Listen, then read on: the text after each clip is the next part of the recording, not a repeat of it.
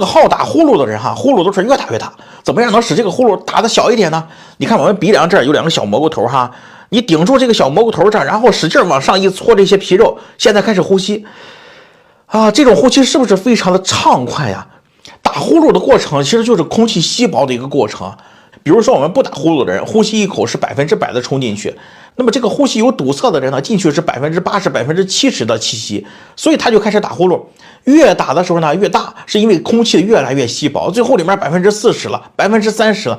正如我们去那些空气稀薄的地方，只会越来越缺氧。但是你在那些地方，如果你吸点氧气呢，是不是就不一样了？你的空气含量就会越来越多。所以啊，如果我们经常这么做的时候，你的空气就会是40%、50%、70%、80%，甚至能达到90%多。那个时候你打出来的呼噜不光很小，它对你的身体啊没有什么影响了。